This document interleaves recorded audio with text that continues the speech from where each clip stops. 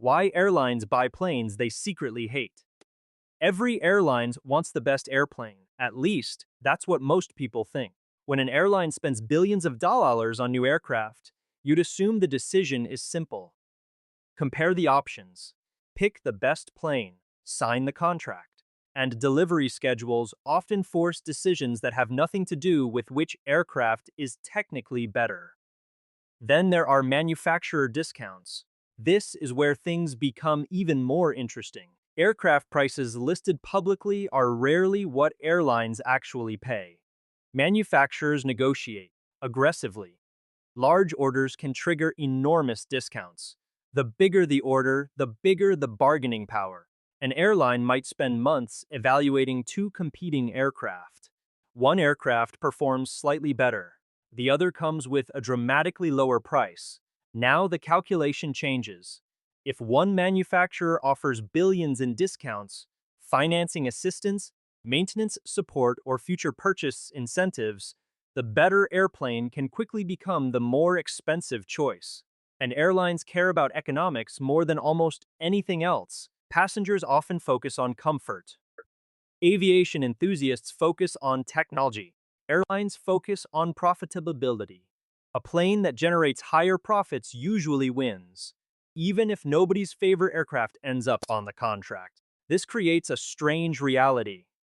The airplane that wins isn't always the airplane people wanted. It's often the airplane that makes the numbers work, but there is another hidden force influencing aircraft purchases: risk. Airlines hate uncertainty. A new aircraft might promise incredible performance. It might claim better fuel efficiency, lower maintenance costs, greater reliability. But promises and reality aren't always the same thing. Every new aircraft program carries risk: development delays, certification challenges, production issues, unexpected maintenance problems. Airlines have seen all of it before, which means many carriers prefer proven aircraft, even if newer options appear more attractive.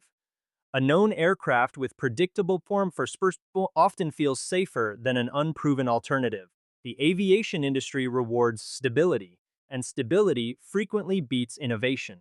This explains why some older aircraft continue receiving orders long after newer competitors arrive.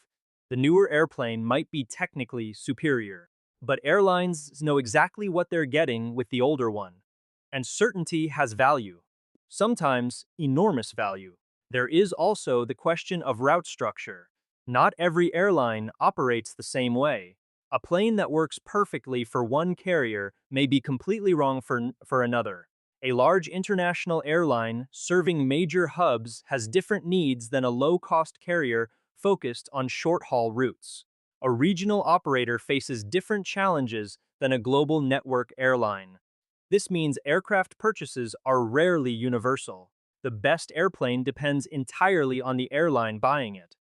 A model praised by one airline might be criticized by another, not because either company is wrong, because they're solving different problems. And that's where many misunderstandings begin. People often ask why an airline didn't choose a different aircraft.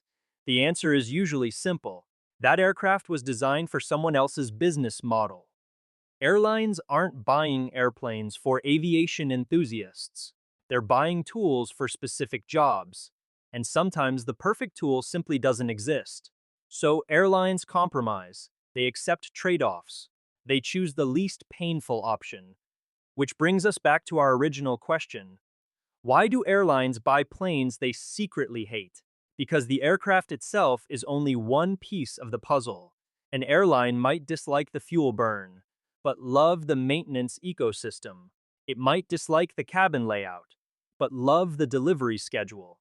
It might prefer a competitor's design, but hate the cost of switching. The decision is never just about the airplane. It's about everything surrounding the airplane.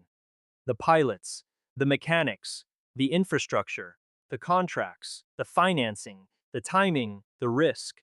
And when all those factors collide, strange things happen. Airlines buy aircraft they never expected to buy. Aircraft they once criticized. Aircraft they privately wish were different. Not because they're making bad decisions. Because aviation forces difficult choices. Truth is that airlines rarely get everything they want. There is no perfect aircraft, only compromises. Some compromises save money, some save time, some reduce risk, some protect entire business models. And the biggest airlines in the world spend billions navigating those trade-offs every single year. That's why the aircraft airlines want and the aircraft airlines buy are often two completely different things. Because in commercial aviation, success isn't about choosing the perfect airplane. It's about choosing the compromise you can live with. And sometimes, that's the airplane you secretly hate.